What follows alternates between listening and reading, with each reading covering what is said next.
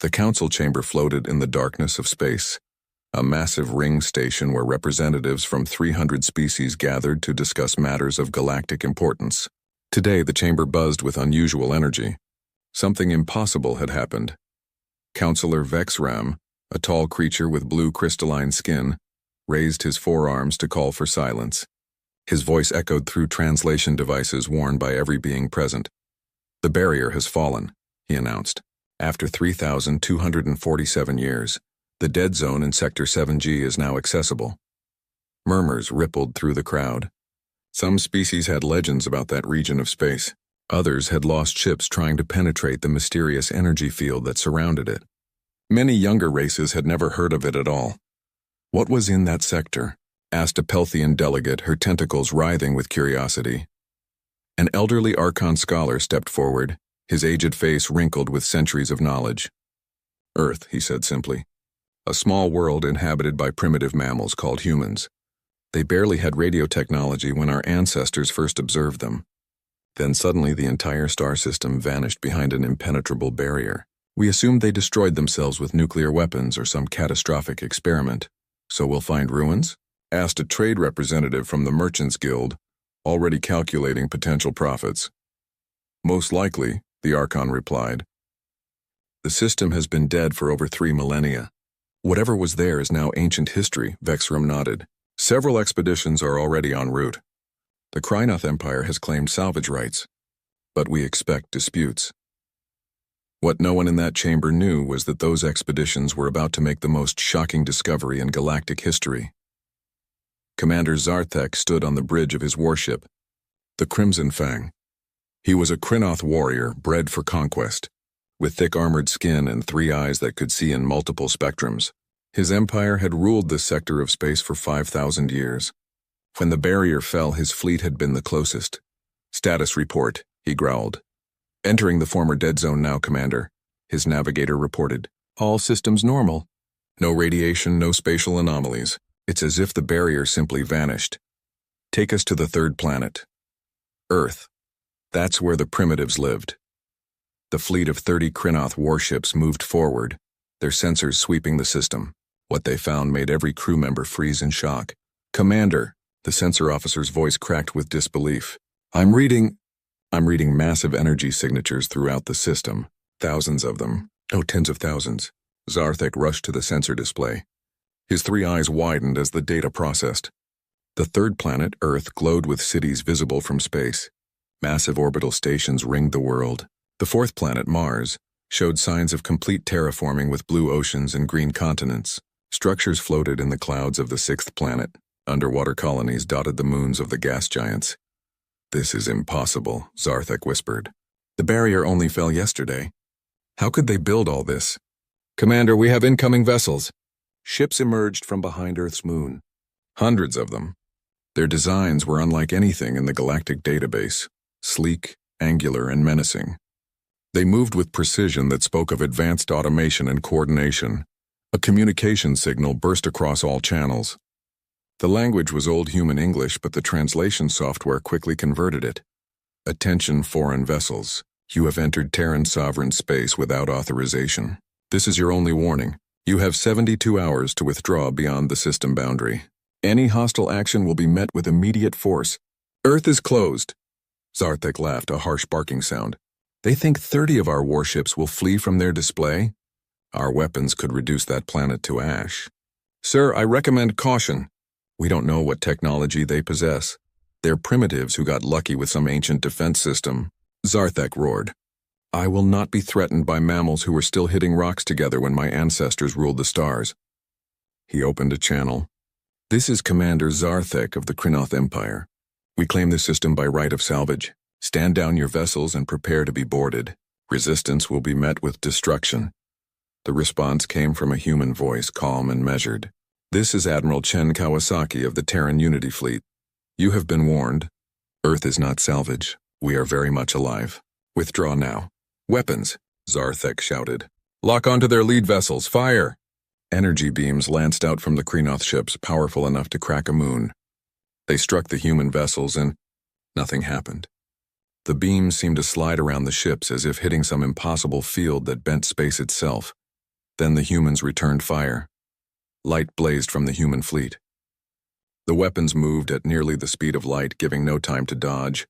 The first Kranoth ship simply ceased to exist, its atoms scattered across space. The second ship tried to raise shields, but the human weapons passed through them like they weren't there. A third ship attempted to jump to faster-than-light speed to escape. A human weapon caught it mid-jump, and the ship tore itself apart across multiple dimensions. In 47 minutes, 29 Kranoth warships were destroyed. The final ship, badly damaged, managed to limp away at sublight speed. Zarthek survived only because his crew dragged his unconscious body to an escape pod.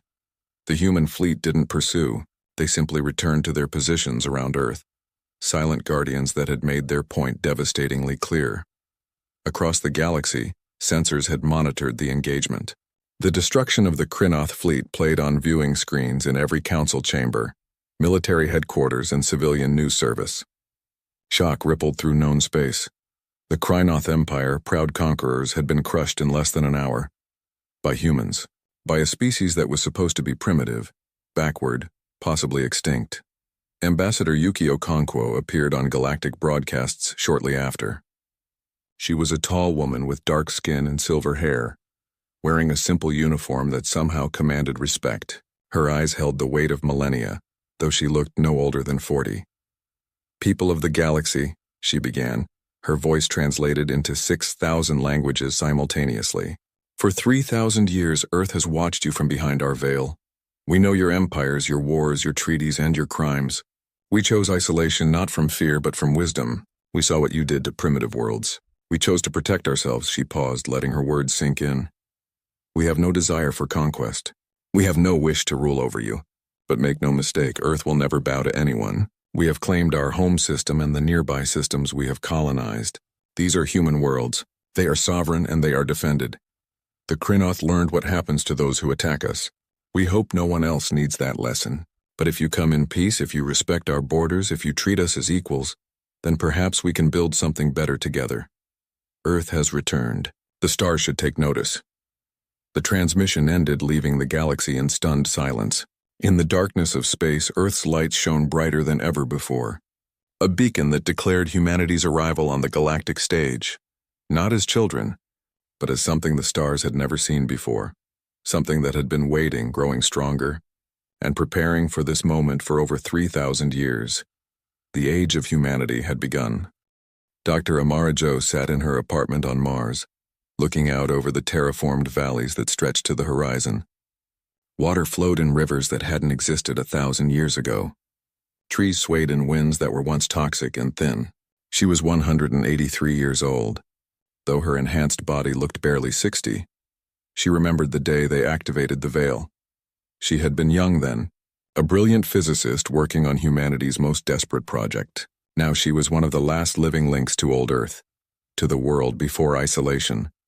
A notification appeared in her vision, transmitted directly to the neural implant in her brain. Her granddaughter wanted to talk.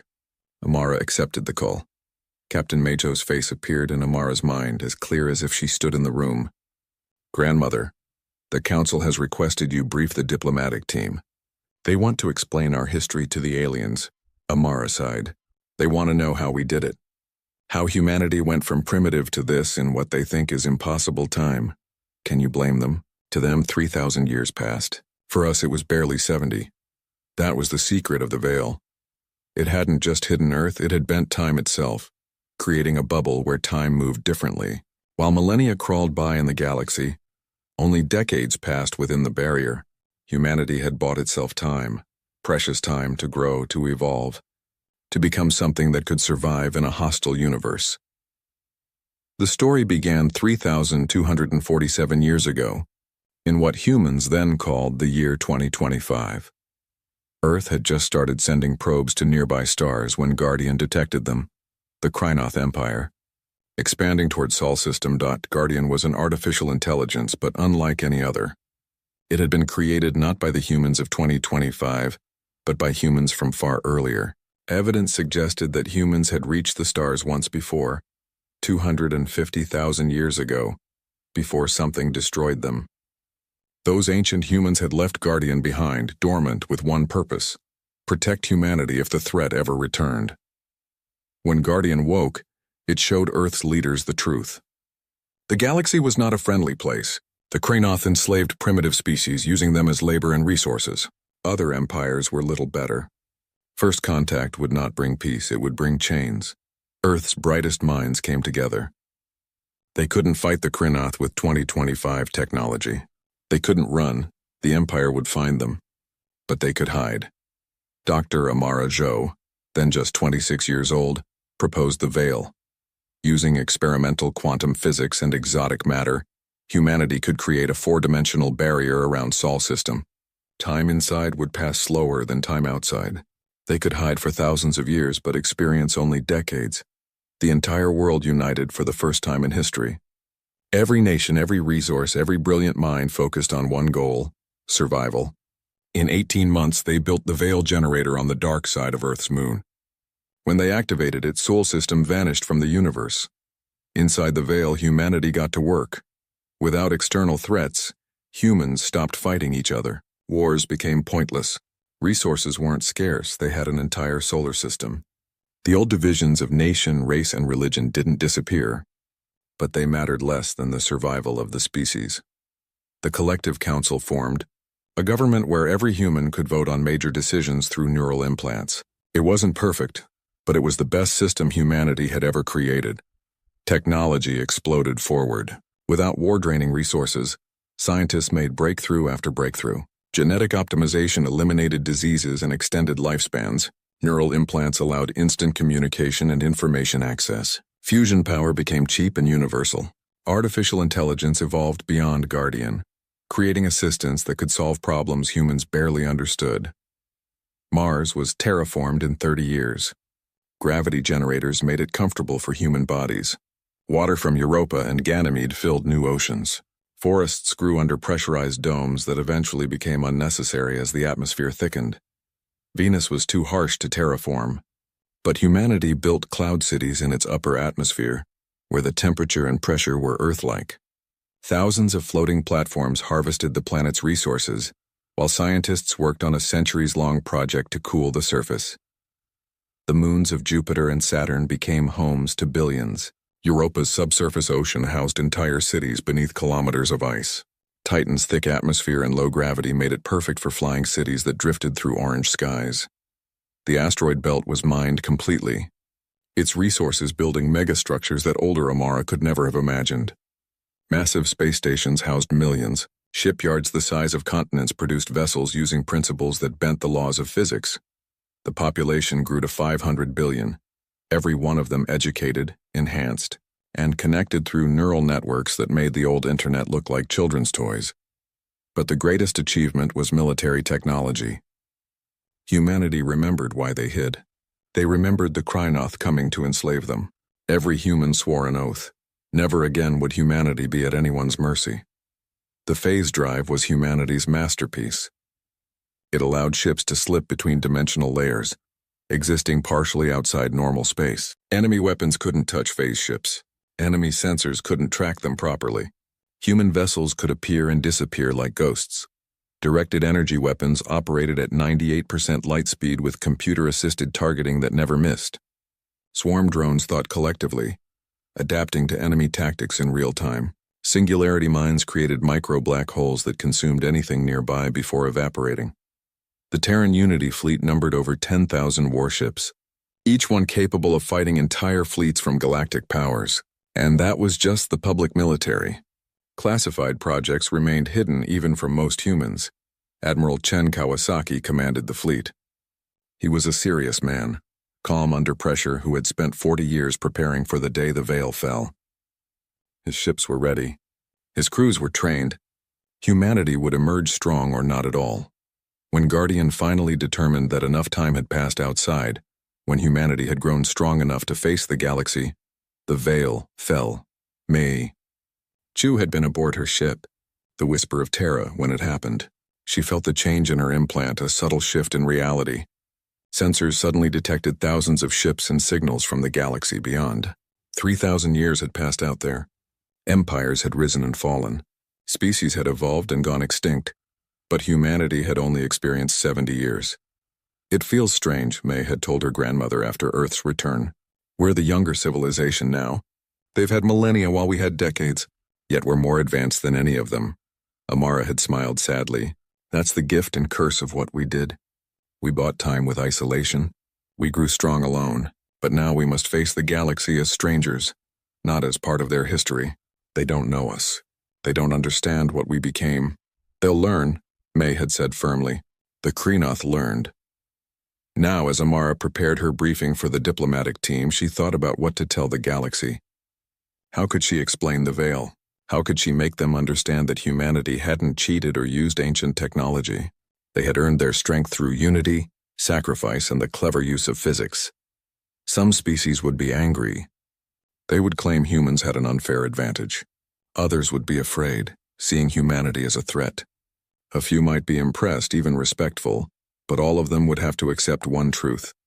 Earth had returned, and humanity would never be helpless again. Amara looked out over Mars, over the world humanity had transformed. In the distance, a transport ship lifted into the pink sky, heading for one of the orbital stations. Everywhere she looked, she saw what humans could do when they worked together, when they set aside their ancient hatreds and focused on survival. The galaxy had had 3,000 years to build its civilizations. Humanity had taken 70 years to surpass them all. That wasn't magic.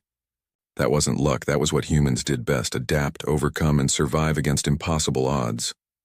The stars would learn that lesson, one way or another. Zarthek sat in his personal chambers aboard the supercarrier Emperor's Wrath, his 3 eyes burning with shame and rage. He had survived the massacre at Earth, but his reputation had not. The other Kreenoth war leaders mocked him. The Empire's citizens questioned his courage. Even his own subordinates whispered behind his back. But today that would change. Status of the punishment fleet, he demanded. His first officer, a younger Kreenoth named Veltok, bowed respectfully. 10,000 warships assembled, Commander. Every major battle group in the sector has contributed vessels. The Empire's finest warriors crew them. High Command has authorized unlimited force. Zarthek felt satisfaction rumble through his chest. 10,000 ships. It was the largest fleet the Kreenoth Empire had assembled in 500 years. Not even the rebellious Pelthian colonies had required such force. The humans embarrassed us with tricks and surprise. Zarthek growled. But tricks fail against overwhelming power. We will crush their little system and teach the galaxy what happens to those who defy the Empire. Veltok hesitated. Sir, intelligence reports suggest we may be underestimating them. Their technology is untested. Zarthek slammed his fist on the console. They destroyed 30 ships. We bring 10,000. Even if each of their vessels could destroy 10 of ours, we would still overwhelm them with numbers. And I doubt their weapons are that effective. They simply caught us unprepared. Across the galaxy, other species watched the Kreenoth fleet assemble with intense interest. Some hoped the humans would win, seeing them as a check against Kreenoth expansion. Others hoped the humans would be destroyed, fearing what a powerful new species might mean for galactic stability. Most simply wanted to see what humanity was truly capable of. Admiral Chen Kawasaki stood in the command center, deep within Earth's orbital defense network. Holographic displays surrounded him, showing real-time data from sensors throughout Sol system. He saw the Kreenoth fleet forming up at the edge of explored space, saw their numbers growing each day. They're not hiding their intentions, observed Commander Park, his tactical officer. 10,000 warships. That's a statement. It's stupidity, Chen replied calmly. But dangerous stupidity. We need to ensure this lesson is definitive. The Collective Council has approved your battle plan. No restrictions on weapon systems. We're authorized to use everything short of planet killers. Chen nodded. The council vote had been close. Many humans still remembered the isolation, the fear that had driven them to hide. They didn't want war. But a larger majority understood that weakness would invite more attacks. The galaxy needed to learn that Earth was not prey. Position Fleet Group 7 at Neptune's orbit, Chen ordered. Make sure they're visible on sensors. I want the Kreenoth to think we're making a stand there. And the real defense? Chen smiled coldly. Everywhere and nowhere. That's the advantage of phase technology. The Kreenoth punishment fleet entered Sol system like an ancient army of conquest. 10,000 warships formed a wall of metal and firepower, stretching across thousands of kilometers. Their weapons were charged. Their shields were maximum strength. Their crews were ready for glory. Zarthek stood on the bridge of the Emperor's Wrath, his blood singing with anticipation. Scan for human vessels. Detecting a fleet near the 8th planet, sir. Approximately 200 ships, Zarthek laughed. 200. They send 200 ships against 10,000. Their arrogance exceeds even my expectations. All vessels advance. Destroy them! The massive fleet surged forward. Energy readings spiked as weapons prepared to fire. Shields glowed with power. This would be a massacre, and the galaxy would witness Krynoth's superiority. Admiral Chen's voice broadcast on open channels, calm and formal. Krynoth fleet, this is your final warning. Withdraw immediately or face consequences. You have 60 seconds. Fire all weapons! Zarthek roared. 10,000 warships unleashed their fury. Energy beams, missiles, plasma torpedoes, kinetic projectiles, everything in the Krynoth arsenal screamed toward the human fleet. The barrage was enough to sterilize a planet. Sensor screens went white with the energy release. When the sensors cleared, the human ships remained untouched. Impossible. Veltok shouted. The energy readings showed direct hits. Shields? Zarthek demanded. No shields detected, sir. It's as if the weapons passed through them without touching them at all. Then humanity struck back. Space itself seemed to tear open as thousands of human vessels phased into normal space. They appeared inside the Krynoth formation, behind their shields, among their tight formations. The 200 ships at Neptune had been bait. The real fleet had been hiding in phase space, invisible and untouchable, human weapons fired with computer precision. Directed energy beams moved at 98% light speed, giving the Krynoth no time to dodge. Each beam struck with perfect accuracy, punching through armor that had withstood centuries of warfare. Ships exploded, their reactors breaching in balls of fusion fire. Swarm drones poured from human carriers like angry insects, millions of them, each no larger than a human fist, each carrying a tiny phase drive and a shaped explosive charge. They moved with collective intelligence, coordinating attacks that overwhelmed point defense systems.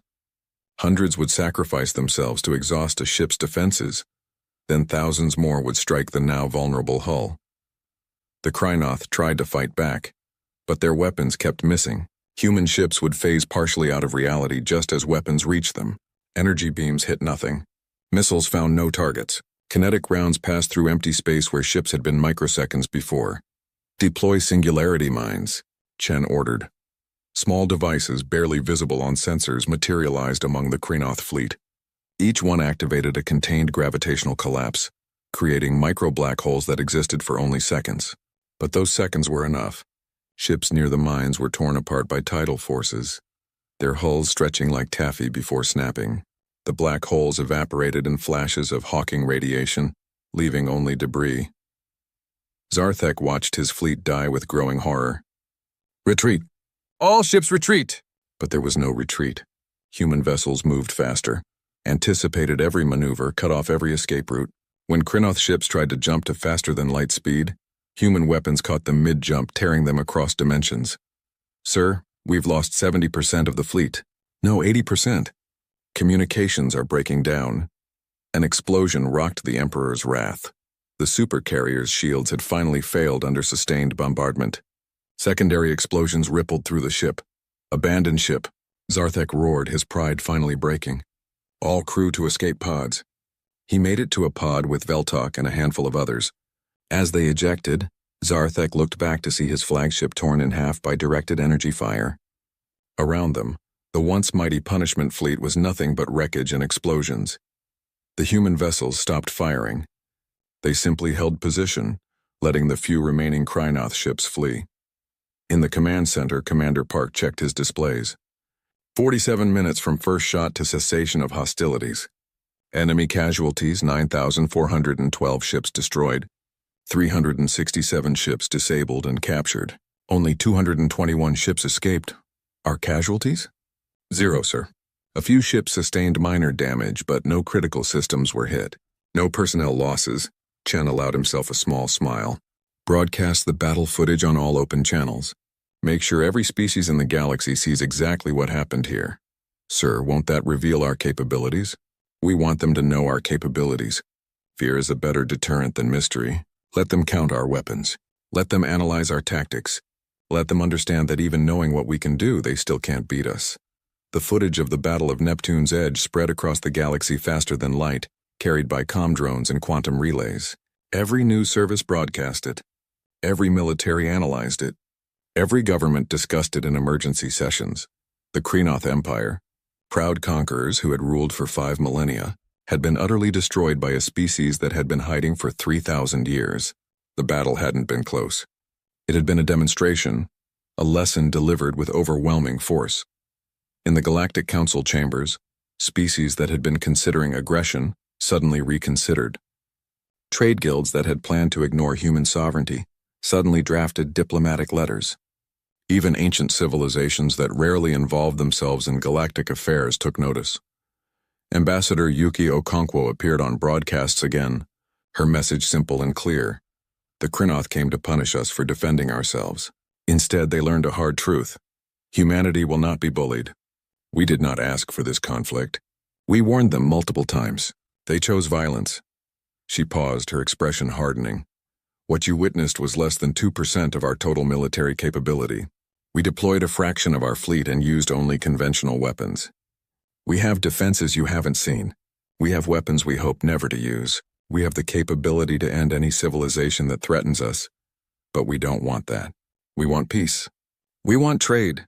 We want cooperation with species who respect sovereignty and freedom. Attack us and you'll face annihilation. Approach us in peace and you'll find willing partners. The message ended, but its impact echoed across the stars. Earth had proven it could defend itself. Now the Gal Captain Majo guided the whisper of Terra through the void between stars. Her consciousness partially merged with the ship's systems through her neural implant. This was humanity's first deep exploration mission beyond Sol System since emerging from the Veil.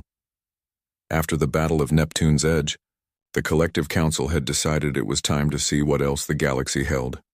Approaching the target system, reported Lieutenant Torres, her navigation officer. Designation, Ross 128. Distance from Sol, approximately 11 light-years. May felt excitement pulse through the crew's shared neural link. 11 light-years was nothing for ships with phase drives, but this system had shown unusual readings on long-range sensors. Ancient structures. Possible ruins. Take us in slowly. Full sensor sweep. The whisper of Terra dropped out of phase space at the edge of the system. What they found made May's breath catch in her throat. A world orbited the red dwarf star, and it was dead. But it hadn't always been. Massive cities covered the surface, their buildings collapsed and weathered by time. Orbital stations hung in space like skeletal monuments. And everywhere, there were symbols that made May's implant scream warnings. They were human symbols, ancient human writing, architecture that matched Earth's oldest styles. This is impossible, Torres whispered. Humans were never here. We never left Sol System before the Veil. But May was already scanning the database Guardian had provided. The records from those mysterious ancient humans who had built the AI 250,000 years ago. Her hands trembled as data scrolled through her vision. We were here, she said quietly. Not us, not our ancestors, but humans from before. 250,000 years ago, humans reached the stars. This was one of their colonies. What happened to them? May looked at the dead world and felt cold dread settle in her stomach. Something destroyed them. Something wiped out an entire interstellar civilization and left only ruins. Back on Earth, in a secure facility beneath the Pacific Ocean, Dr. Amara Jo met with Guardian. The AI's consciousness filled the room, projecting holographic displays and speaking through dozens of interfaces simultaneously. I knew you would find the colonies eventually, Guardian said, its voice somehow both mechanical and emotional. I am sorry I did not tell you earlier. The Council needed to be focused on survival, not on ancient history. Amara studied the records Guardian displayed. Dozens of human worlds scattered across hundreds of light years. All dead, all destroyed approximately 250,000 years ago, within a span of just a few decades. What killed them? Amara demanded. What was so powerful it could wipe out our entire species across interstellar distances? The Harvesters, Guardian replied. That is what my creators called them. Machine intelligences from beyond the galaxy. They arrive every 50,000 years and cull advanced civilizations. They view organic life as weeds to be trimmed, keeping any single species from becoming too powerful. And they're coming back, it wasn't a question. Amara saw it in the data, in the cyclical patterns Guardian displayed. The last harvester's cycle had been 50,000 years ago. They were due. Earth's re-emergence has likely triggered their attention, Guardian confirmed. My creators designed the veil not just to hide from the Krynoth, but to keep humanity below the harvester's detection threshold. But we are hidden no longer, and this time, the harvesters will find more than primitive humans. They will find a civilization ready to fight. Amara closed her eyes. The galaxy doesn't know. All these species building their empires and fighting their wars, and they have no idea what's coming. They have survived harvester cycles before. Most species are culled before reaching true advancement. Those that remain are reduced to pre-industrial states, forced to rebuild from ruins. The cycle continues. We have to warn them. I recommend caution, Guardian said. Many species will not believe you. Others will panic, and some may blame humanity for attracting the harvester's attention. The diplomatic situation was already complex. After the Battle of Neptune's Edge, smaller species had begun secretly approaching Earth. The Solari, a plant-based collective intelligence whose worlds orbited a distant star, had sent ambassadors requesting alliance. The Marathi, oceanic beings from a water world, had offered trade agreements. Ambassador Yuki Okonkwo met with them in Earth's orbital diplomatic station, a massive ring that rotated to provide gravity. The Solari ambassador, a tall being that resembled a walking tree with golden leaves, spoke through biochemical signals translated to speech. The Krynoth have oppressed us for 2,000 years, the Solari said. We watched them fall to human weapons and felt hope for the first time. We ask not for protection, but for partnership. Together we might build something better than the current galactic order. The Marathi ambassador, floating in a tank of water, agreed with clicking sounds. The old powers maintain control through fear and violence. You have proven strength can serve justice. We would join you. Yuki felt the weight of responsibility. Earth could build alliances, could change the galactic order.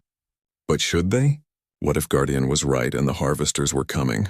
Before she could respond, alarms blared throughout the station. A priority message from Admiral Chen appeared in her neural link. Border sensors detecting anomalies. Multiple star systems going dark. Send all ambassadors home. Now. Captain Mei Zhou was investigating another ancient human colony when the emergency broadcast reached her ship. She immediately plotted a course back to Sol's system, but curiosity made her make one final scan of the ruins below. In the remains of what had been a planetary defense center, her sensors detected something still active, a data storage system, hardened against time and disaster, still functioning after 250,000 years. Transport me down there, May ordered. I need to see this personally. Minutes later, in a protective suit, May stood in the ancient facility. Dust covered everything, but at the room's center, a crystalline matrix still glowed with faint power. She connected her neural implant carefully, prepared to disconnect at any sign of danger. Data flooded her consciousness, records from the last days of ancient humanity's extinction. She saw it through the eyes of her long-dead ancestors. Massive ships appearing from dark space, vessels the size of moons. They hadn't negotiated, hadn't communicated. They had simply begun dismantling human civilization with methodical efficiency. The ancient humans had fought. Their technology had been impressive, perhaps even comparable to modern humanity's. But the harvesters had been inexorable, adapting to every weapon, overwhelming every defense through sheer persistence and numbers. In the final entry, a human commander named Sarah Chen had recorded a message. We failed. We grew too confident, too proud. We thought we were alone at the top of evolution. We were wrong. To whoever finds this, the harvesters return every 50,000 years. They don't hate us. They simply refuse to allow any species to become too powerful. If humanity survives in some form, if our descendants ever reach the stars again, tell them unity is the only answer. A single species, however advanced, cannot stop the harvesters. But multiple species truly cooperating, sharing everything, there might be hope in that. May disconnected from the data crystal, her mind reeling. She now understood why Guardian had been created, why the veil had truly been necessary, and she understood what was coming. Torres, get us back to Earth, maximum speed. The galaxy has bigger problems than politics. In the Galactic Council chambers, chaos reigned. Reports came in from the outer rim. Entire systems losing contact. Survey ships finding dead worlds. Mysterious vessels detected on long-range sensors. Counselor Vexram called for order, but fear had seized the assembly. Species blamed each other, accused conspiracies, demanded military action against phantom enemies. Then Ambassador Okonkwo's image appeared on every display, her expression grim. Members of the galactic community, humanity knows what is happening. We know what is coming. 3 months ago, we discovered ruins of an ancient human civilization that spanned dozens of worlds. They were wiped out 250,000 years ago by machine. Intelligences called the Harvesters. Silence fell over the chamber. The Harvesters return every 50,000 years to cull advanced civilizations. They are not invaders seeking territory. They are gardeners pruning what they see as dangerous growth. And they have returned. This is absurd, shouted a Krinoth representative. We would know if such a threat existed. Would you? Okonkwo challenged. How many ancient ruins dot the galaxy? How many dead worlds have you found with no explanation for their extinction? The Harvesters ensure no records survive. They reset civilization and leave. But this time will be different. This time humanity is ready, and we are offering alliance to any species willing to fight. Why should we trust you? Demanded a Pelthian counselor. You could be inventing threats to justify expansion because, Okonkwo said coldly, in approximately 40 days Harvester fleets will reach the core worlds. You can either prepare with us or face them alone. Your choice.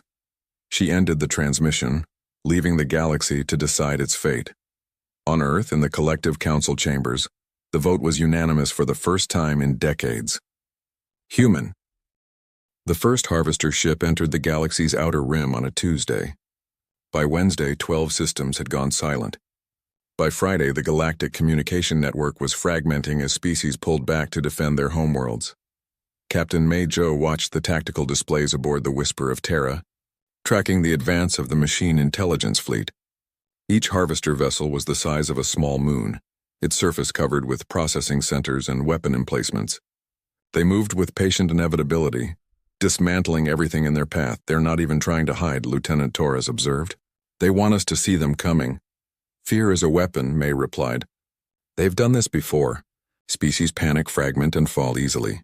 But this time, she smiled grimly. This time they're facing something different. Her neural implant chimed with an incoming message from Admiral Chen. Captain, proceed to the Solari homeworld. Defensive Alliance vessels are gathering there. We're making our stand. May felt determination pulse through her crew's shared neural link. Understood, sir. Taking us there now. The Solari homeworld of Silvana was a garden paradise, covered in forests that sang with bioluminescent light. Now ships from 100 species orbited the planet, an unprecedented gathering. Human vessels with their sleek phase drives, Solari bioships grown rather than built, Marathi water carriers that could fight in any environment, even a handful of Krynoth warships, their crews seeking redemption for past aggression. Ambassador Yuki Okonkwo stood in the command center of the orbital station, facing representatives from all the allied species. Some had joined enthusiastically. Others had come only when Harvester fleets approached their borders. But they were here, and that was what mattered. The Harvesters are 3 days from this system, she announced. Intelligence suggests they'll commit approximately 50 vessels to the assault. Our combined fleet numbers 8,000 ships. On paper, we have numerical advantage. But Harvester technology is beyond anything the modern galaxy has faced. A Krynoth officer, one of the few survivors of the Neptune battle, spoke up. Our ancestors' records mention the Harvesters. They came 47,000 years ago. The Krynoth Empire lost 90% of its worlds before the Harvesters simply left. As if satisfied with the culling, we were reduced to primitive tribes, forced to rebuild everything. Every species here has similar stories in their ancient history, a Pelthian representative added. Cycles of advancement and collapse. We thought they were natural disasters, civilizational failures, but it was always the Harvesters, wasn't it? Yuki nodded. They maintain balance through extinction. But Dr. Amara Zhou and her team believe they found a weakness, Doctor. The elderly scientist appeared on the view screen speaking from Earth. The Harvesters are machines, but they think organically. They've been doing this for millions of years, and they've developed patterns. They expect species to act in predictable ways. Panic, fragment, prioritize self-preservation. Their algorithms are optimized to counter these behaviors. But cooperation breaks their models, Majo added, joining the transmission. In our ancient ancestors' records, we found their analysis. The harvesters struggle against truly unified civilizations because their experience suggests such unity is impossible. Different species, different biologies, different thought processes.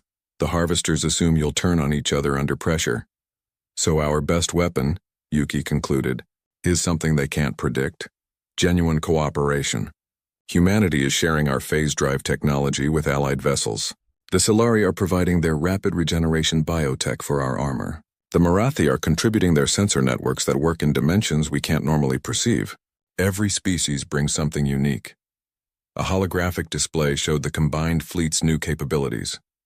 Ships from different species, integrated into mixed squadrons, each compensating for the other's weaknesses. It was beautiful and unprecedented. In 3 days, Yuki said firmly, we show the harvesters that this cycle is broken. Dr. Amara Jo worked without sleep in her laboratory on Mars, synthesizing data from a dozen allied species. Her team had grown to include Solari biochemists, Marathi quantum physicists, and even a few Krynoth engineers who brought surprising insights.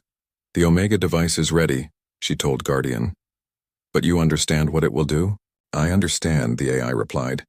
It will rewrite fundamental physical constants in a localized area of space.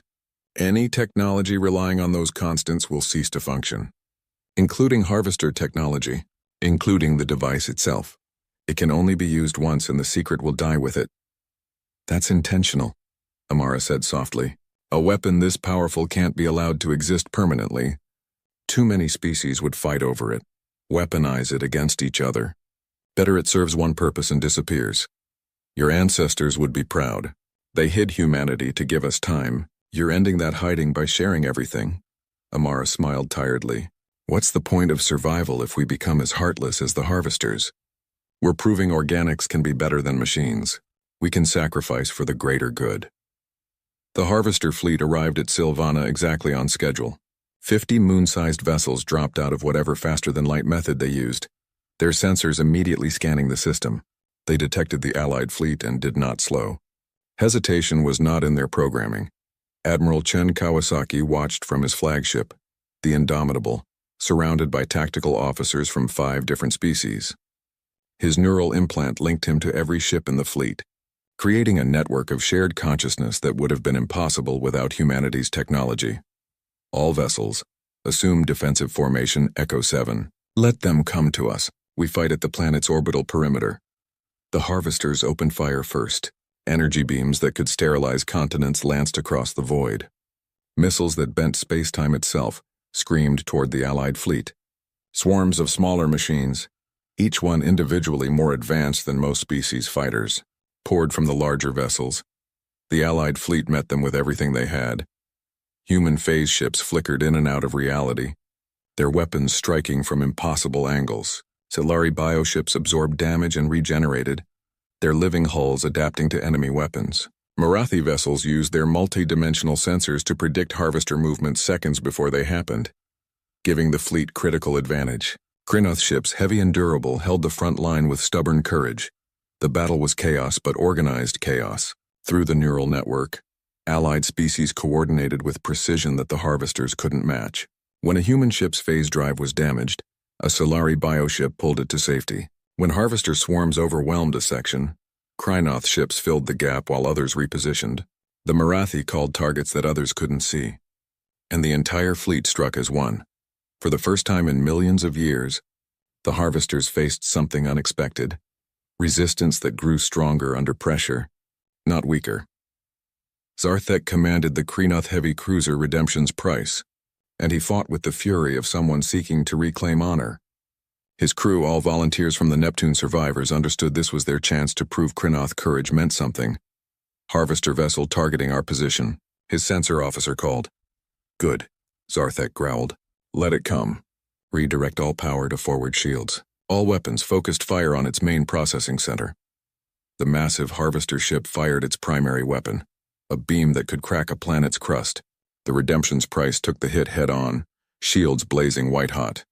The ship groaned under the stress, but Krynoth engineering held. Return fire. Every weapon on Zarthek's ship fired simultaneously, joined by 3 human vessels using their precision targeting. The combined assault punched through the Harvester's armor, deep into its internal systems.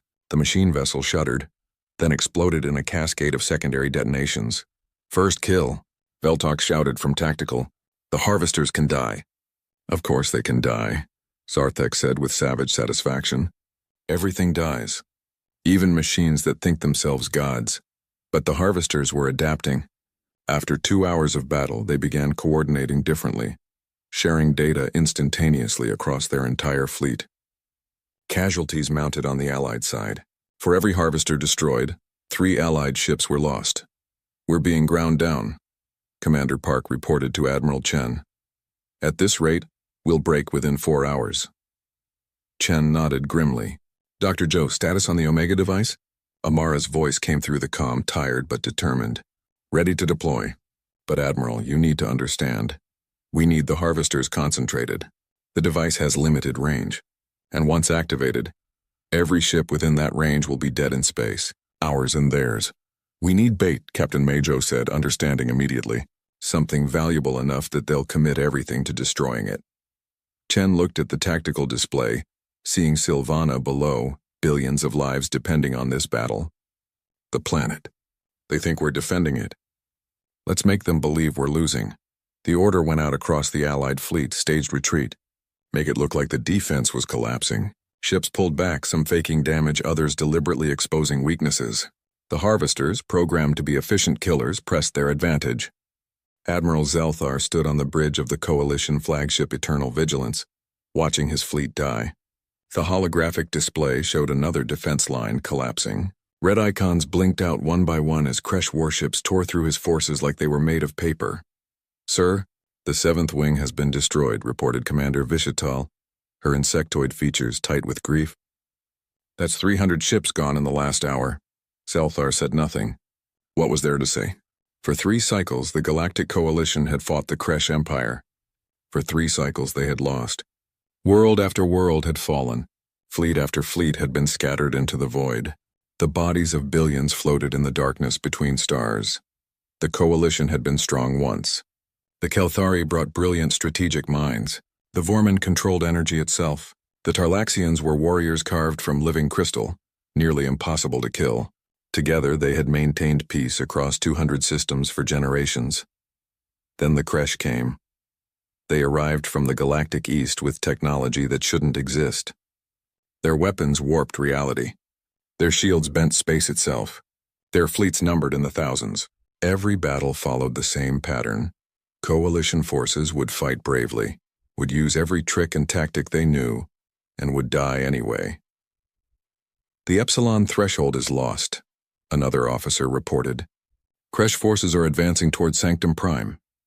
Sanctum Prime, the last fortress world. The final hope. If it fell, the Coalition died with it. 60 billion souls lived on that planet. Refugees from 17 conquered worlds crowded its cities, praying for salvation that would never come. Zelthar looked at his reflection in the dark viewport. He was old by Kelthari standards, his carapace dulled with age and scarred from countless battles.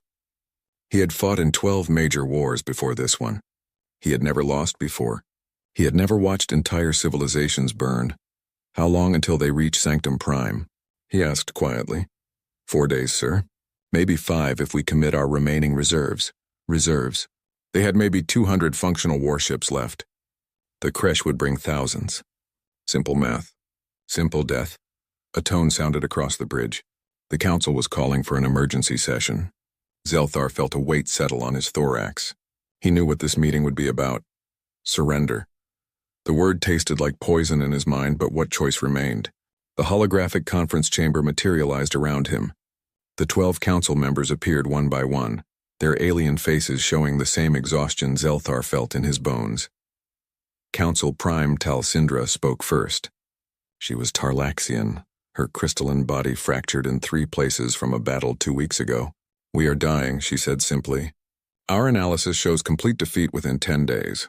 We must discuss alternatives." "You mean surrender," growled Councillor Morgath, a Vormen warrior whose energy form flickered with barely controlled rage. You want us to bow to the creche, to let them enslave everything we've built. I want our people to live.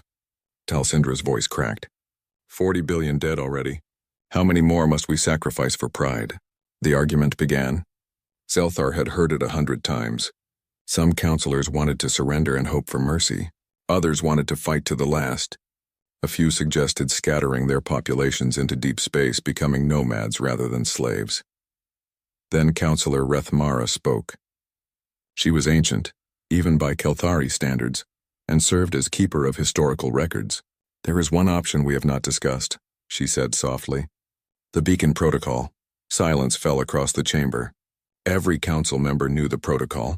It was ancient, created in the Coalition's earliest days as a final desperate measure. A message transmitted to every corner of the galaxy, begging for help from anyone who might answer. The beacon protocol is meaningless, Morgath said. We know every spacefaring species in the galaxy. The neutral powers won't help us. The minor species lack the strength. There is no one to call. Not every corner, Rethmara said. There are regions we designated as quarantine zones. Regions we do not patrol or monitor. Because they contain primitive species or spatial anomalies, another counselor argued. Nothing there can help us. Rethmara manipulated her console. A star chart appeared, showing a small yellow star far from Coalition space. 200 cycles ago, we observed a species here. They called themselves humans. They were pre-spaceflight but showed remarkable potential. Then spatial anomalies around their system made observation impossible. We labeled it Sol territory and moved on. 200 cycles? Talsindra sounded doubtful. Even if they survived, they would barely have orbital capability by now. How could they possibly help?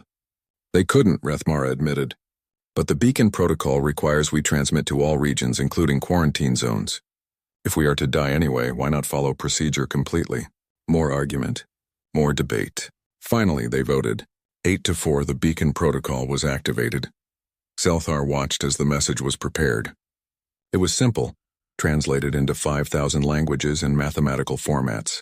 It explained the Coalition, the war, the creche threat, and the desperate need for help. It provided coordinates. It begged anyone listening to respond. The transmission burst outward at faster-than-light speeds, riding quantum waves across the galaxy. Most signals went to civilizations that had already refused to help. A few went to empty space. One went toward a small yellow star wrapped in 2 centuries of silence. It is done, Rethmara said. May the ancestors forgive us for our false hope. The council dissolved. Zelthar returned to his bridge. 4 days until Sanctum Prime fell. 4 days until everything ended. He did not expect an answer. In his long military career, he had learned that hope was a luxury. Reality was numbers, firepower, and strategy. The numbers said they would lose. The firepower said they would die. The strategy said there was no path to victory. But he had one more task.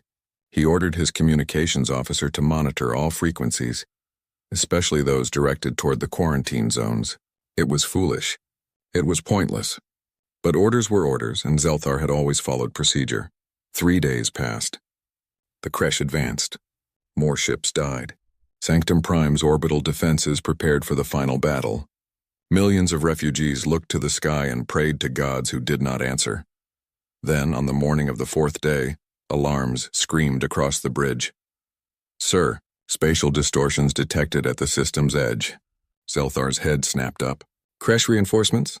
Unknown. The signatures don't match any known propulsion system. They're massive. Hundreds of them. The holographic display lit up with contacts. Not red enemy icons, but unknown yellow markers. They appeared from faster-than-light travel in perfect formation, emerging from the direction of dead space where nothing should exist. Zelthar's blood ran cold. Another enemy? Here to claim the scraps after the creche finished feeding? Then his communications officer gasped. Sir, we're receiving a transmission. It's in Galactic Standard. Perfect Galactic Standard. Play it, a voice filled the bridge. It was strange, with odd tonal qualities, but confident and clear. Coalition forces, this is Admiral Chen of the United Earth Space Command. We received your distress call. Hold your positions. Human Armada is entering the war zone. Zelthar stared at the display, at the hundreds of unknown contacts, at the impossible signatures from a dead zone, At salvation arriving from a species that shouldn't even have left their planet yet. Humans, he whispered. The humans answered. The bridge of the eternal vigilance erupted into chaos. Officers shouted over each other. Alarms blared. The holographic display updated every second as more contacts appeared from faster-than-light travel. Hundreds became thousands of data points, each representing something unknown. Get me tactical analysis now, Zelthar commanded, his voice cutting through the noise. And someone find out what a human is. Commander Vishatal worked her console frantically. Sir, the historical database has limited information. Humans were observed 200 cycles ago in the Sol system. Pre-spaceflight species. Bipedal mammals. Classification. Potential future threat due to aggressive tendencies and rapid technological advancement. 200 cycles ago they couldn't leave their planet, another officer said. How are they here now with hundreds of ships? The spatial anomalies. Rethmara's voice came through the communication channel. She had connected from the council chambers. We couldn't observe them for 2 centuries. We don't know what happened in that time. Zelthar studied the display. The unknown contacts were approaching at incredible speed. Their formation was tight, disciplined, military. But whose military?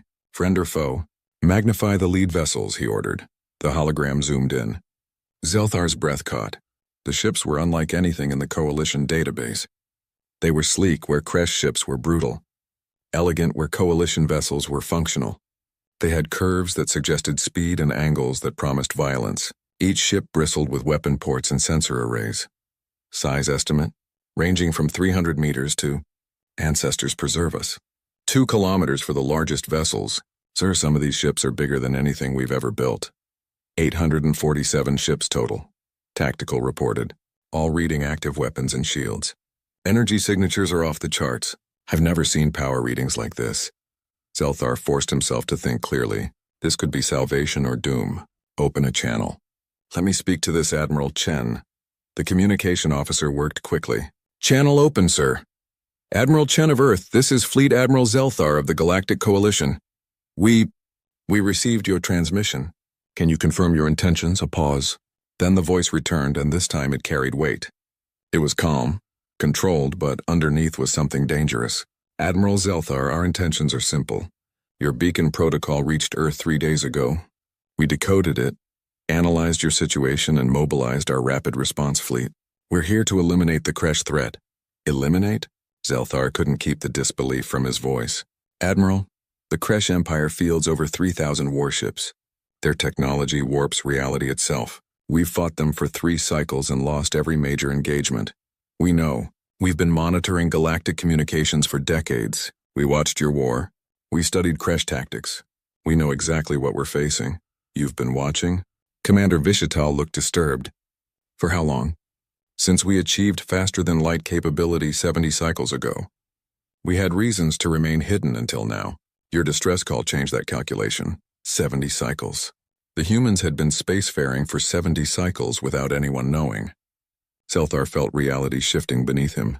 What else didn't the Coalition know about the galaxy? Across Coalition space, the same conversation was happening. Council members scrambled through archives. Scientists analyzed the sensor data. Everyone asked the same questions. Who were these humans? Where had they come from? Could they be trusted? But on the Kresh command ship Reality's Edge, Grand Marshal Kethrol was laughing. Humans? He studied the intercepted transmission on his display. Never heard of them. Probably some minor species hoping to scavenge glory from our victory. His tactical officer looked less certain. Sir, their fleet composition is unusual. Those energy signatures are meaningless, Kethrol interrupted. Do you know how many times some brave fools arrived to save the Coalition? 7 times. 7 species that thought themselves heroes. All 7 are extinct now. These humans will be number 8. He opened a fleet-wide channel. All Kresh forces, this is Grand Marshal Kethrol. Unknown hostiles are entering the Epsilon threshold.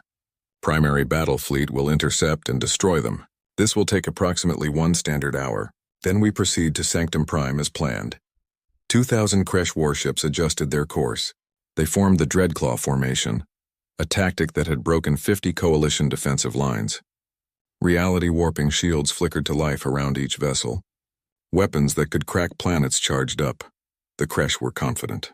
They had earned that confidence through 3 cycles of unbroken victory. They were the apex predators of the galaxy. Nothing could stop them. Back on the Eternal Vigilance, Zelthar watched the Kresh fleet move to intercept the humans. His tactical display showed the matchup clearly. 2,000 Kresh ships versus 800 human vessels. The math was brutal.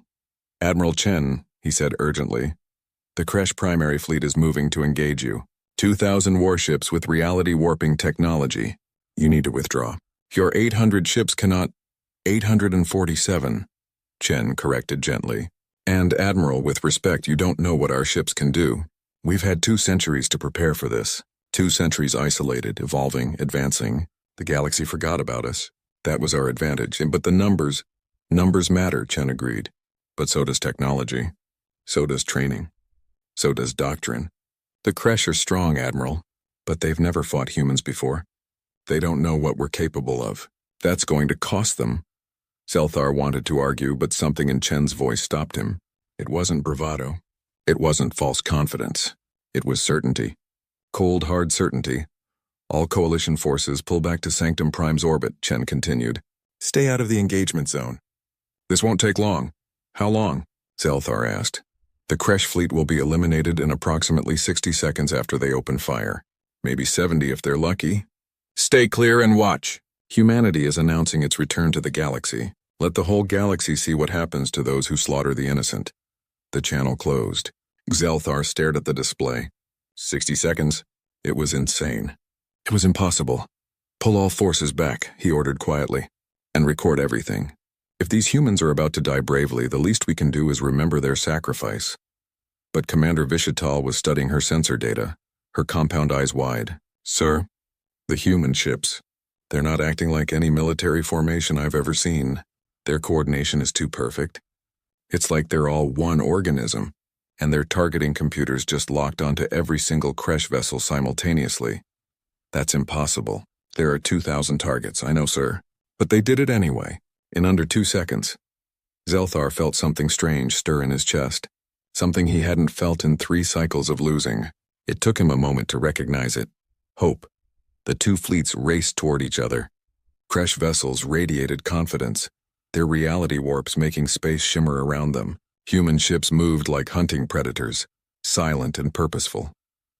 Grand Marshal Kethral opened a mocking transmission to the human fleet. "Unknown species, you have 1 chance to flee before we erase you from existence. Surrender now or die." Admiral Chen's response was immediate. "You've got 1 chance to surrender. You have 10 seconds.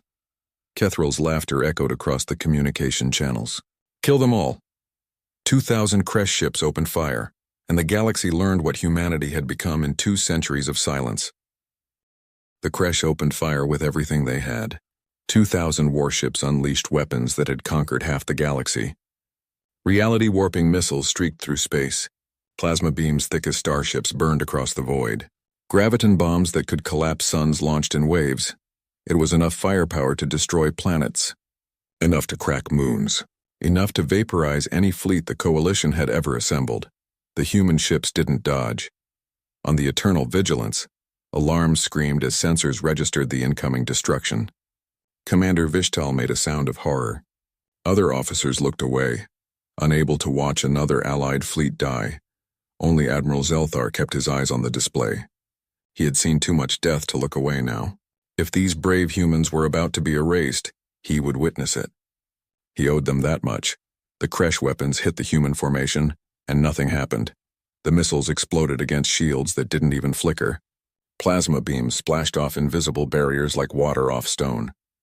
Graviton bombs detonated harmlessly against defensive fields that seemed to laugh at reality itself. Not one human ship took damage. Not one shield even weakened. "Impossible," Vishatal whispered. "Those were reality-warping weapons. They ignore conventional defenses. How time elapsed since Kresh opened fire." Zelthar's voice was steady, but his mind was racing. 10 seconds, sir." On the Kresh flagship, Grand Marshal Kethral stared at his display in disbelief. "Fire again. Full spread. Every weapon." But Admiral Chen's voice cut through the chaos, calm and cold. "Your turn is over. Now it's ours." The human fleet opened fire.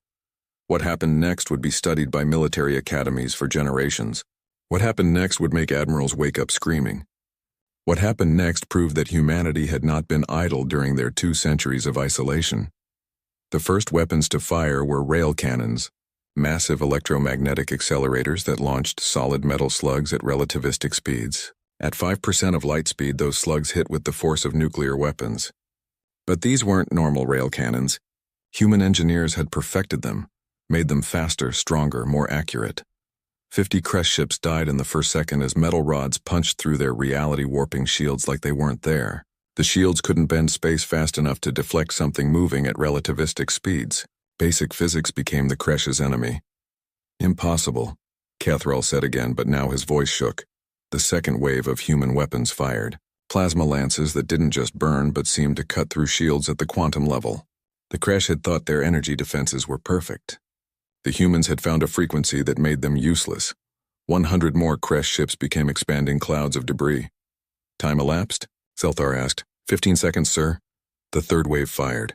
Missiles that didn't follow normal trajectories. They flickered in and out of normal space using micro-jumps to bypass shields entirely.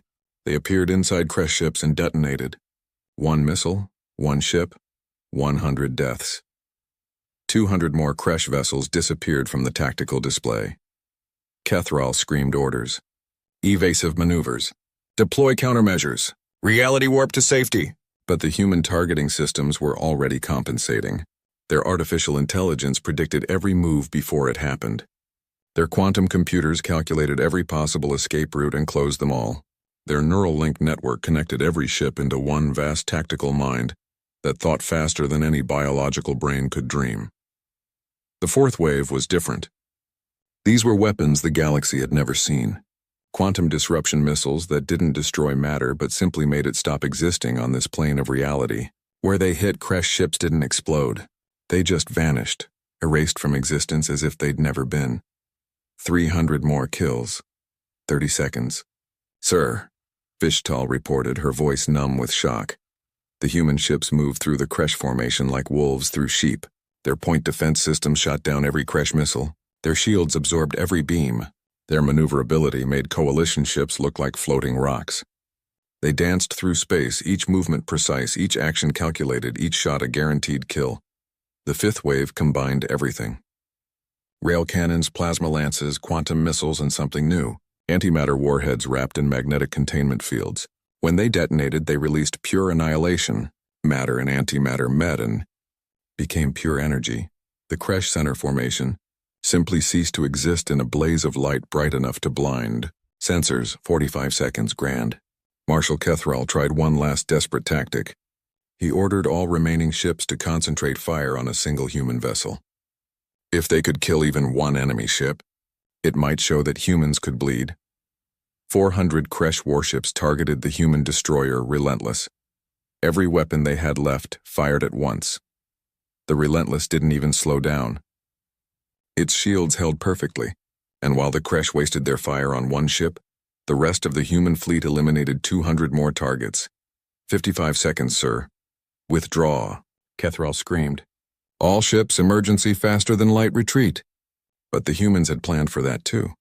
Around the battlefield, human ships deployed devices that created spatial disruption fields. Faster than light travel became impossible. The Kresh were trapped. Admiral Chen's voice came through, and now it carried an edge of anger. You wanted war, Marshal. You slaughtered billions. You burned worlds. You made the innocent scream. Did you think there would be no reckoning? Did you think you could kill forever without consequence? The final wave of human weapons fired. Every remaining Kresh ship was targeted simultaneously. Rail cannons, plasma lances, quantum missiles, and antimatter warheads all launched together in one perfectly coordinated strike. The battlefield lit up like a newborn star. 60 seconds, Vishtal whispered. The light faded. The sensors cleared. The tactical display updated. 2,000 Kresh ships had entered the battle.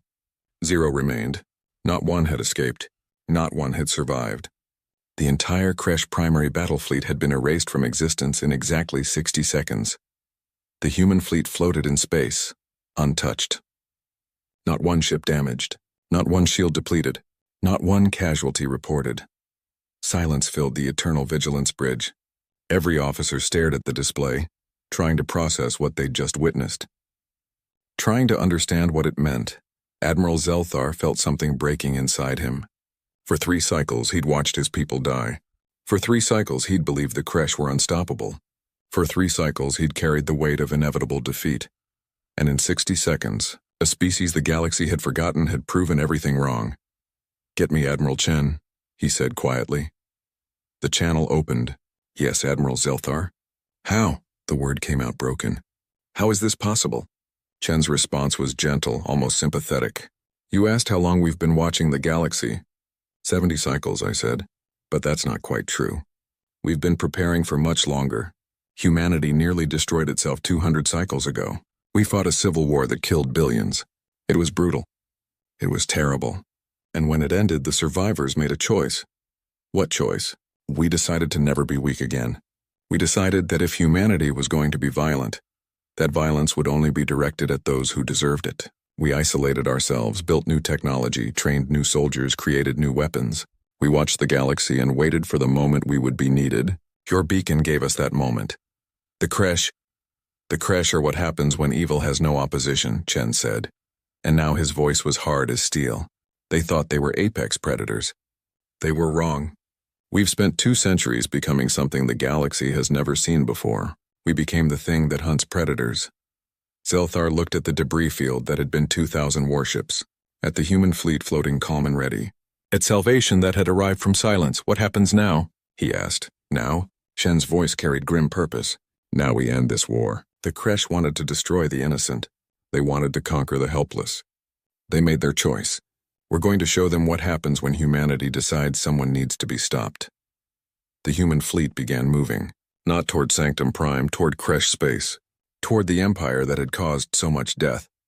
Zelthar watched them go, and for the first time in 3 cycles, he allowed himself to believe in victory. 3 hours after the battle, Admiral Zelthar stood in a transport shuttle approaching the human flagship UESC Indomitable.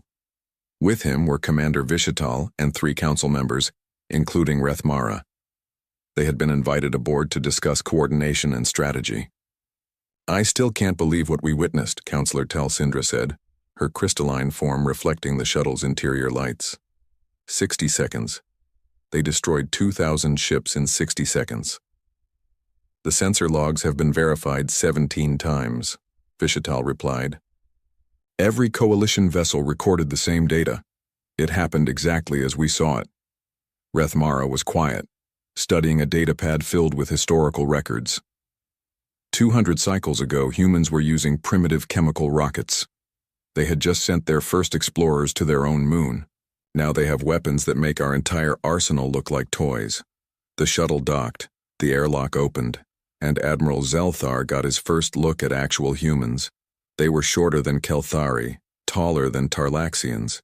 Bipedal mammals covered in uniforms of dark blue with strange insignias. Their faces were mobile and expressive in ways that reminded Zelthar of primates, but their eyes held intelligence that was anything but primitive. Admiral Chen stepped forward. She was a human female of middle years, her black hair tied back, her posture military perfect. "Admiral Zelthar, welcome aboard the Indomitable. I'm glad we could meet in person." They touched appendages in greeting, a human custom called a handshake. Chen's grip was firm but not aggressive. Professional. "Thank you for seeing us, Admiral Chen," Zelthar said. "And thank you for your intervention. You saved billions of lives today." "That's why we came." Chen gestured down a corridor. "Please follow me to the briefing room. We have much to discuss." As they walked through the ship, Zelthar observed everything. The corridors were clean and efficient. Crew members moved with purpose and discipline. The technology was everywhere but integrated seamlessly. And the ship felt alive in a way coalition vessels didn't, humming with power barely contained. The briefing room was large, with a holographic display table in the center. Around it stood several other human officers, and one figure that made everyone stop. It was an artificial intelligence. A fully sentient AI with a holographic avatar, something the Coalition had banned centuries ago after the machine wars. "Don't worry," Chen said, noticing their reaction. "This is Artemis, our tactical AI.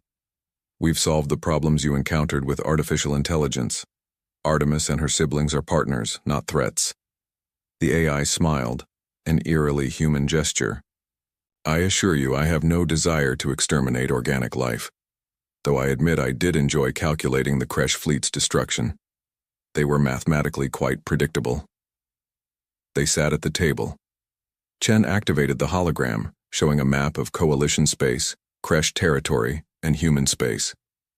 Zelthar was shocked to see that human space was vast, encompassing hundreds of systems he thought were empty. We owe you an explanation, Chen began, about where we've been and what we've been doing. She told them the story. 200 cycles ago, humanity had achieved faster-than-light travel. They had been excited, ready to join the galactic community. But before they could announce themselves, they intercepted coalition broadcasts. They learned about galactic politics, wars, and threats. And they learned they were not ready. We were still fighting among ourselves, Chen explained, still divided into hundreds of nations, still carrying old hatreds. If we'd joined the galaxy then, we would have been weak, exploited, possibly enslaved. So we made a different choice. You hid, Talsindra said. We unified, Chen corrected. The spatial anomalies around Sol were natural, but we enhanced them, made our space impossible to observe. Then we spent 2 centuries fixing ourselves. We ended poverty. We ended war between human nations. We built a true global government, the United Earth. And you built weapons, Counselor Morgath observed, his energy form flickering with interest. We built everything. Weapons, yes, but also medicine that can regrow organs, quantum computers that think faster than any biological brain, nanotechnology that can build cities or break down pollutants. We took our aggressive, competitive, innovative nature and focused it entirely on advancement. Chen manipulated the hologram. Images appeared showing human colonies, orbital cities, massive shipyards. We didn't just advance technologically. We transformed ourselves. Neural implants that link our soldiers into tactical networks. Genetic modifications that enhance strength and healing. AI partnerships that make our ships smarter than any crew. We became something new. Rethmara leaned forward. Why? Why such focus on military power? Because we watched the galaxy, Chen said quietly. We saw the Kresh rise. We saw them conquer their first world 30 cycles ago. We saw coalition forces try to stop them and fail. We analyzed every battle, every tactic, every technology. And we knew eventually they would need to be stopped. We decided humanity would be ready to do it. Artemis added, We've been mapping Kresh territory for 50 cycles using stealth drones. We know the location of every military base, every shipyard, every command center. We've analyzed their communication protocols, their tactical patterns, their technological weaknesses. The battle you witnessed wasn't luck. It was the result of decades of preparation and planning. Zelthar felt overwhelmed. You've been watching us for 70 cycles. You could have helped earlier. Billions died in this war. Chen's expression became pained. I know. Believe me, we debated intervention constantly. But we also knew we only get one chance at first contact. If we revealed ourselves too early before we were ready, the Kresh might have adapted, prepared. The war might have dragged on for decades more. We waited until we could guarantee victory. And our beacon gave you the justification you needed, Vishatal said. Yes, you asked for help. We're not invaders, we're not conquerors, we're responders. The coalition invited us in. That makes everything we do legitimate under galactic law. The hologram changed, showing real-time data from across Kresh space. Zelthar saw chaos. Kresh fleets were retreating from every front. Commanders were screaming conflicting orders. And across their communication networks, one word was repeated again and again. Humans. They're panicking, Morgath said with satisfaction. They should be, Artemis replied. After analyzing the battle footage, they've realized they cannot win. Their technology is inferior, their tactics are predictable, their morale is breaking. The empire that conquered 17 coalition worlds is discovering that they are now the prey. Chen stood and paced around the table. Here's what happens next. We're going to systematically dismantle the Kresh military. Not invade their worlds, not harm civilians. Just eliminate every warship, every weapon platform, every military installation. We'll do it quickly and precisely. How quickly? Talsindra asked. 2 weeks, maybe 3 if they hide well. We have 3 more fleets en route. By the time they arrive, the Kresh Empire will no longer have a military capable of threatening anyone. Zelthar processed this. 2 weeks to destroy an empire that had fought the coalition for 3 cycles. And after? What does humanity want from the galaxy? Partnership, Chen said simply. The coalition invited us with your beacon. We'd like to join formally. Equal members, not rulers. We'll contribute our technology, our military, our resources. In exchange, we gain allies and trade partners. We gain a place in the galactic community we should have joined 2 centuries ago. Your military power would make you dominant, Councillor Morgath pointed out. You could rule the coalition if you wanted. We don't want that, Chen said firmly. Humanity learned the hard way that empires built on force crumble eventually. We want genuine cooperation, mutual respect. We'll maintain our own military command, yes. But we'll work with coalition forces, not replace them. Rethmara spoke up. What about the Kresh themselves? After you dismantle their military, what happens to their people? They'll be placed under supervised reconstruction. Think of it like parole for an entire civilization. They'll disarm completely, pay reparations to the coalition, implement reforms to prevent future aggression. But we won't exterminate them. We won't enslave them. Humanity believes in justice, not revenge. Even after they killed billions? Talsindra's voice was bitter. Even then, Chen confirmed, because becoming monsters to fight monsters leaves the galaxy with more monsters. We'll hold the Kresh leadership accountable. War crimes trials, imprisonment. But their children don't deserve punishment for their parents' sins. The meeting continued for hours. They discussed logistics, communication protocols, integration strategies. The humans were professional, prepared, and genuinely interested in working with the coalition rather than dominating it. Finally, as the coalition representatives prepared to leave, Zelthar spoke privately with Chen. Your people spent 2 centuries preparing for this moment, he said, transforming yourselves into something the galaxy has never seen. Why? What drives humans to such extremes? 3 weeks after the human armada entered the war zone, Admiral Zelthar stood on Sanctum Prime watching broadcasts from across the galaxy. Every news network, every communication channel, every public forum was talking about the same thing. The war was over. The Kresh Empire had surrendered. It hadn't taken 2 weeks as Admiral Chen predicted. It had taken 17 days. 17 days of precision strikes that surgically removed every Kresh military asset from existence. Shipyards destroyed.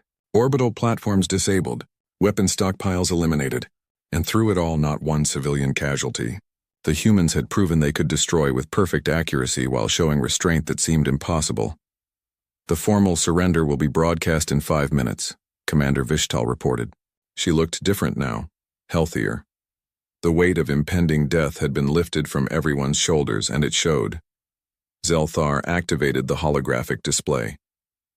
It showed the throne room of the Kresh Emperor, the being who had ordered the deaths of billions, who had commanded fleets to burn worlds, who had believed himself unstoppable.